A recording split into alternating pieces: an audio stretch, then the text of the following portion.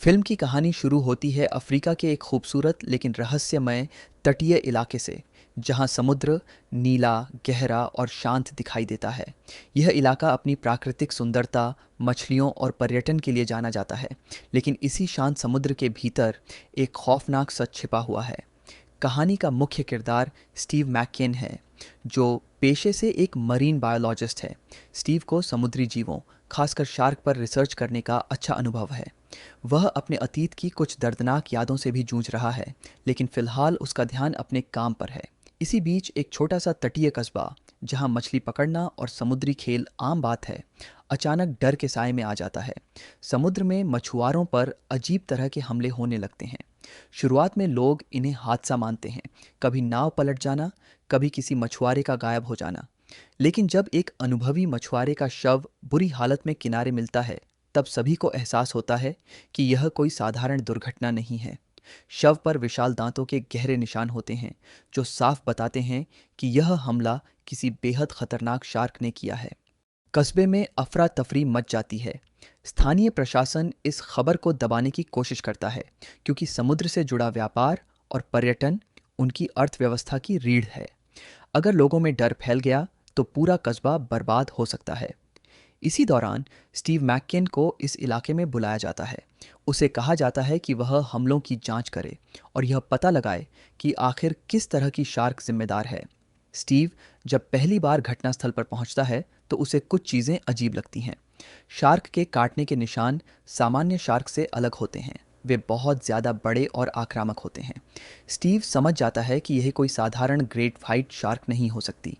कस्बे में उसकी मुलाकात एली से होती है, जो एक स्थानीय महिला है और समुद्र से जुड़े रिसर्च प्रोजेक्ट में काम करती है। एली शुरू से ही प्रशासन की लापरवाही से नाराज़ है और चाहती है कि सच्चाई सामने आए, चाहे उसके लिए कितनी भी कीमत क्यों ना चुकानी पड़े। स्टीव और एली मिलकर पुराने रिकॉर्ड्स खंगालते हैं। उन्हें पता चलता है कि कुछ साल पहले इसी इलाके में एक सीक्रेट एक्सपेरिमेंट किया गया था, जिसमें शार्क पर आनुवंशिक जेनेटिक प्रयोग हुए थे। उन प्रयोगों का मकसद शार्क को ज़्यादा ताकतवर और तेज़ बनाना था, लेकिन सरकारी दस्तावेज़ों में उस प्रोजेक्ट को असफल घोषित कर दिया गया था। स्टीव को शक होने लगता है कि शायद वे प्रयोग पूरी तरह खत्म नहीं हुए थे। इसी दौरान एक और हमला होता है।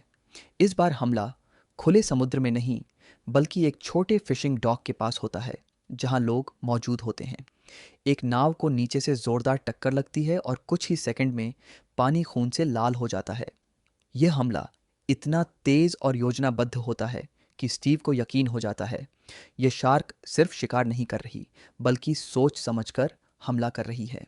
स्टीव स्थानीय अधिकारियों को चेतावनी देता है कि समुद्र को तुरंत बंद कर दिया जाए, लेकिन अधिकारी व्यापार के नुकसान के डर से उसकी बात को नज़रअंदाज कर देते हैं। एली गुस्से में कहती है कि अगर अब भी सच्चाई नहीं मानी गई तो कई निर्दोष लोग मारे जाएंगे। स्टीव मैककेन और एली हमलों के सबूत इकट्ठा करने में जुट जाते हैं। वे उस मछुआरे की नाव की जांच करते हैं जिस पर हाल ही में हमला हुआ था। नाव का निचला हिस्सा पूरी तरह फटा हुआ होता है, जैसे किसी ने जानबूझकर उसे नीचे से तोड़ा हो। स्टीव साफ शब्दों में कहता है, यह शार्क सामान्य नहीं है, इसमें असाधारण ताकत और रणनीति है। एली उसे पुराने सरकारी रिकॉर्ड्स दिखाती है।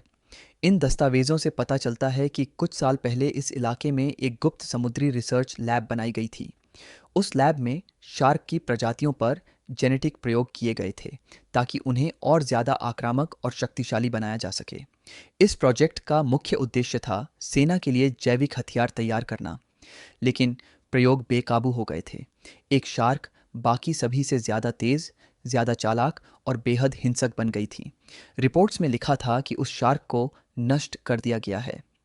स्टीव को अब पूरा यकीन हो जाता है कि वही शार्क अभी भी जिंदा है। इसी दौरान प्रशासन एक बड़ा फैसला लेता है, समुद्र तट पर एक अंतर्राष्ट्रीय वाटर स्पोर्ट्स प्रतियोगिता आयोजित करने का। स्टीव और एली दोनों इसका विरोध करते हैं। वे अधिकारियों को बताते हैं कि यह लोगों की जान से खेलने जैसा है, लेकिन अधिकारी मानने को तैयार नहीं होते। उनके लिए पैसा और प्रतिष्ठा इंसानी जान से ज़्यादा अहम होती है। प्रतियोगिता के दिन समुद्र तट लोगों से भर जाता है। बच्चे, पर्यटक, खिलाड़ी सब खुश दिखाई देते हैं, लेकिन स्टीव बेचैन रहता है। उसे लगता है कि कोई बड़ा हादसा होने वाला है। जैसे ही प्रतियोगिता शुरू होती है, अचानक समुद्र में हलचल मच जाती है। पानी के नीचे कुछ तेजी से घूमता हुआ महसूस होता है। कुछ ही सेकंड में एक भयानक चीख गूंजती है। एक खिलाड़ी को पानी के अंदर से खींच लिया जाता है। चारों तरफ खून फैल जाता है। लोग डर के मारे चीखने लगते हैं। कैमरे गिर जाते हैं। अफरा तफरी मच जाती है। और तभी पहली बार सबके सामने वह विशालकाय शार्क आती है। उसका शरीर सामान्य शार्क से कहीं बड़ा होता है। उसकी आंखें ठंडी और निर्दयी होती हैं। वह बिना रुके एक के बाद एक हमला करती है। स्टीव और एली किसी तरह लोगों को सुरक्षित निकालने में मदद करते हैं, लेकिन कई लोग मारे जाते हैं। अब प्रशासन के पास सच्चाई छुपाने का कोई रास्ता नहीं बचता। सरकार तुरंत सेना को बुलाती है। समुद्र में निगरानी बढ़ा दी जाती है। हेलीकॉप्टर, बोट्स और हथियार तैनात किए जाते हैं। स्टीव सेना के कमांडर से मिलता है और उन्हें बताता है कि यह शार्क सामान्य हथियारों से नहीं मरेगी। वह कहता है कि यह शार्क सीखती है, याद रखती है और चालें बदलती है। कमांडर उसकी बातों को आधा अधूरा ही मानता है। वह आदेश देता है कि शार्क को विस्फोटकों से खत्म कर दिया जाए। एक बड़ा जाल बिछाया जाता है। समुद्र में चारा डाला जाता है ताकि शार्क को फंसाया जा सके। लेकिन शार्क जाल में नहीं फंसती, बल्कि वह जाल को ही फाड़ देती है और हमला करने वाली नाव को पलट देती है। कई सैनिक मारे जाते हैं। यह देखकर स्टीव को एहसास होता है कि अब यह सिर्फ एक जानवर नहीं रहा, यह एक राक्षस बन चुका है। शार्क सिर्फ समुद्र तक सीमित नहीं रहती, वह किनारे के बेहद करीब आने लगती है। उसके हमले ज़्यादा तेज़ और सटीक हो जाते हैं। कस्बे में दहशत फैल जाती है। लोग अपना घर छोड़कर भागने लगते हैं। समुद्र तट पूरी तरह खाली हो जाता है। स्टीव और एली समझ जाते हैं कि सेना की ताकत से ज़्यादा अब बुद्धि और रणनीति की ज़रूरत है। स्टीव एक खतरनाक लेकिन आखिरी उपाय सुझाता है, शार्क को उसकी ही कमज़ोरी से हराना। वह बताता है कि प्रयोगों के दौरान शार्क के शरीर में एक खास जैविक तत्व डाला गया था, जिससे उसका मेटाबॉलिज्म अस्थिर हो गया था। अगर उस तत्व को सक्रिय किया जाए तो शार्क खुद ही कमज़ोर पड़ सकती है। इसके लिए उन्हें एक खास केमिकल तैयार करना होता है और उसे शार्क के बेहद पास छोड़ना होता है। ये काम जानलेवा है, फिर भी स्टीव खुद आगे आता है। एली उसका साथ देने का फैसला करती है। रात के अंधेरे में दोनों एक छोटी नाव से समुद्र में निकलते हैं। चारों तरफ सन्नाटा होता है, सिर्फ पानी की हल्की लहरें सुनाई देती हैं। अचानक नाव के नीचे जोरदार झटका लगता है। शार्क आ चुकी होती है। उसकी विशाल आकृति पानी के ऊपर दिखाई देती है। उसकी आंखों में गुस्सा और पहचान साफ झलकती है। वह स्टीव को पहचान चुकी है। लेकिन स्टीव पानी से ऊपर आकर चिल्लाता है, नहीं, अभी नहीं। वह जानता है कि अगर अभी हमला किया गया तो शार्क पूरी तरह खत्म नहीं होगी। स्टीव एली की तरफ तैरकर पहुंचता है। दोनों मिलकर एक आखिरी योजना बनाते हैं।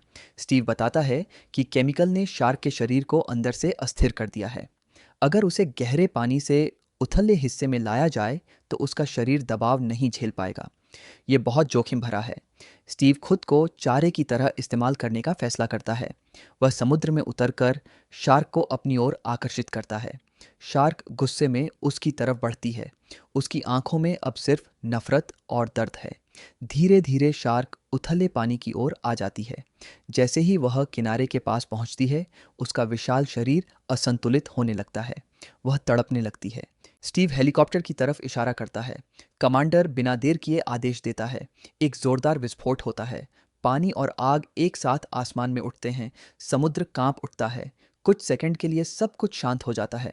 फिर शार्क का विशाल शरीर पानी की सतह पर उल्टा तैरता हुआ दिखाई देता है। वह आखिरकार मर चुकी होती है।